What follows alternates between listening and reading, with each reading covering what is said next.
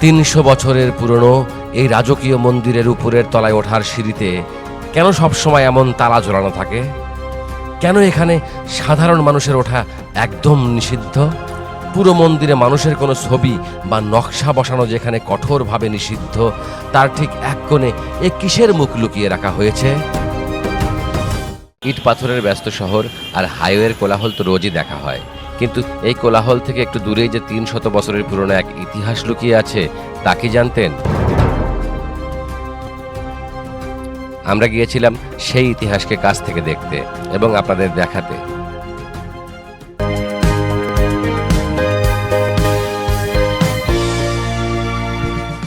শেরপুর থেকে বাসে চেপে সোজা চলে এলাম সিরাজগঞ্জের হাটিকুমরুল বাস স্ট্যান্ডে। এটা সিরাজগঞ্জ হাটিকুমরুল ইন্টারচেঞ্জের উত্তর পাশে অবস্থিত।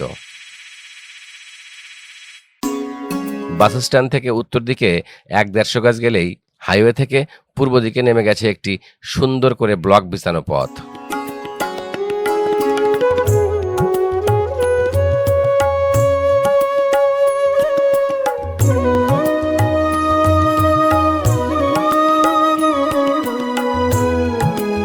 ব্যাস, আধুনিক শহর ছেড়ে আপনি নিমেষেই হারিয়ে যাবেন শান্ত ছায়াঘেরা এক গ্রামীণ পরিবেশে।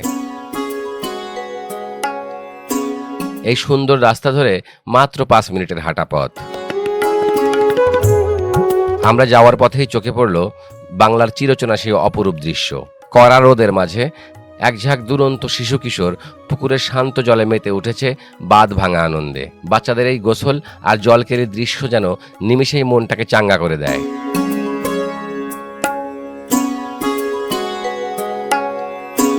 পুকুর পাড়ের এই কোলাহল আর প্রকৃতির অপার সৌন্দর্য দেখতে দেখতে যেই না মন্দিরের বাউন্ডারি গেট গলে ভেতরে ঢুকলাম, সত্যি বলতে আমি জাস্ট অবাক হয়ে গেলাম।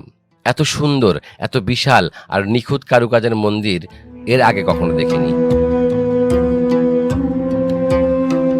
চোখের সামনে দাঁড়িয়ে আছে ইতিহাস বিখ্যাত বাংলাদেশের সবচেয়ে বড় 3 তলা বিশিষ্ট হাটিকুমরুল নবরত্ন মন্দির।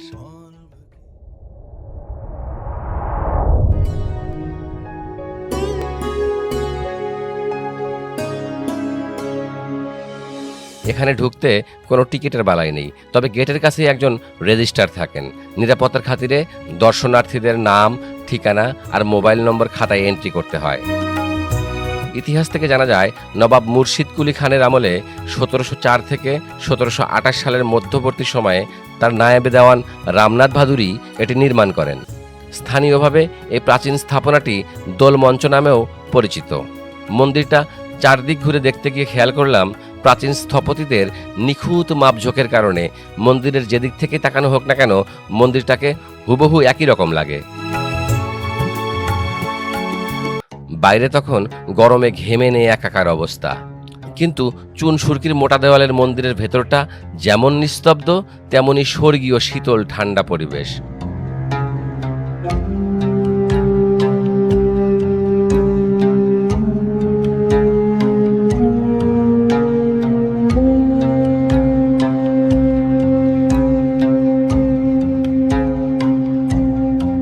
তবে সবচেয়ে বড় রহস্য লুকিয়ে আছে এর দেয়ালের নকশায়।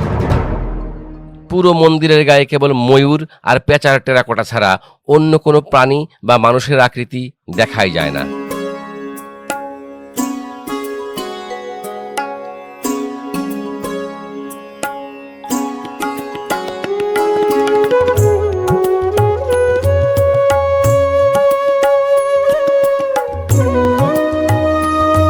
কিন্তু আপনি যদি এর ভেতরের উত্তর পূর্ব কোণে প্রথম বারান্দার ভেতরের অংশে ভালো করে তাকান, তবে দেখতে পাবেন একটি মানুষের মুখের অলঙ্করণ।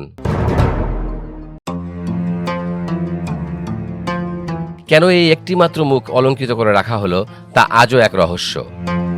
এই রহস্যের খোঁজ করতে গিয়ে চোখে পড়ল 2য় তলায় ওঠার সিঁড়িতে, কিন্তু আফসোস সিঁড়ির মুখে একটা তালা ঝুলছে। জানতে পারলাম সাধারণ মানুষের জন্য উপরের তলাগুলো নিষিদ্ধ। দোতলার অনেকটা অংশ ক্ষয় হয়ে যাওয়ায় চুন সুরকির আস্তরণ আলগা হয়ে গেছে বলে হাত দিলেই সহজেই নাকি ইটগুলো খুলে আসে, যা এর স্থাপনা এবং দর্শনার্থীদের জন্য শঙ্কার কারণ হতে পারে। এজন্য কেবল সরকারের উপর মহলের কেউ বা বিশেষ অনুমতি থাকলেই এই তালা খোলা হয়। কেননা আমরা সাধারণ মানুষের গুরুত্ব বুঝতে না পেরে এই ঐতিহাসিক স্থাপনার ক্ষতি করতে পারি। তাই আমাদের মতো আমজনতার আফসোস শুধু এই তালাটা দেখেই দূর করতে হবে। এই মূল নবরত্ন মন্দিরের উত্তর পাশেই রয়েছে আরও দুটি প্রাচীন স্থাপনা। একটি হলো এই আটকোনা শিব মন্দির,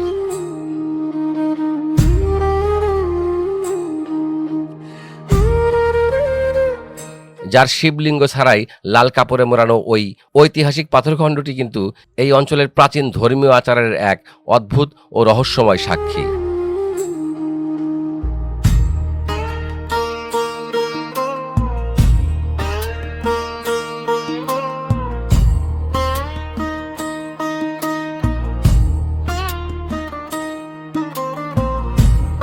আর অন্যটি শ্যাওলাধরা দোচালা চণ্ডী মন্দির,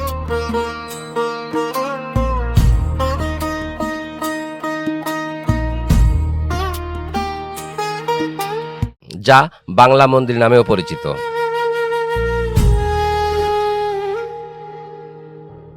প্রত্নতত্ত্ব অধিদপ্তরের অধীনে সংরক্ষিত এই চত্বরের কোনো মন্দিরেই কিন্তু এখন আর কোনো ধর্মীয় আচার হয় না।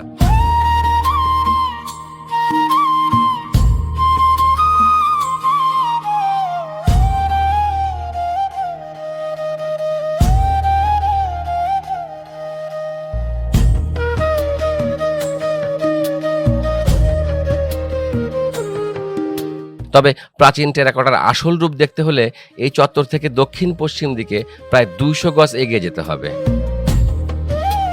সেখানে রয়েছে বিশাল একটা পুকুর, আর তার পাড়েই দাঁড়িয়ে আছে আরেকটি ঐতিহাসিক শিব মন্দির।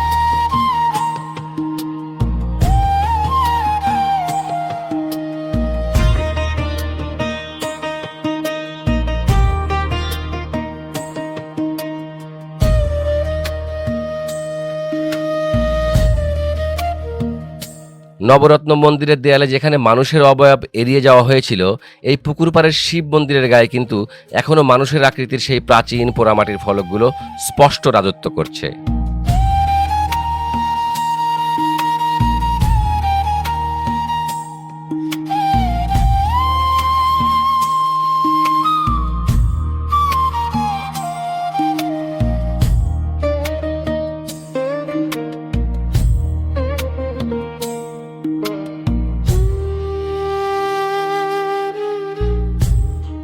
শত বছরের প্রাচীন এই মন্দিরগুলো এখন কেবলই সরকারিভাবে সংরক্ষিত পুরাকীর্তি।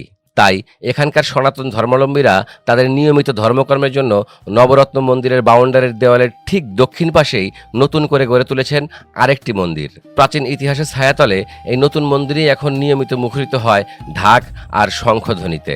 শতাব্দীর পর শতাব্দী ধরে টিকে থাকা প্রাচীন ইতিহাস আর বর্তমানের অবস্থার মেলবন্ধন আপনার কেমন লাগলো কমেন্ট করে জানান। আর এমন আরও তথ্যমূলক ভিডিও দেখতে গোবেচারার সাথেই থাকুন।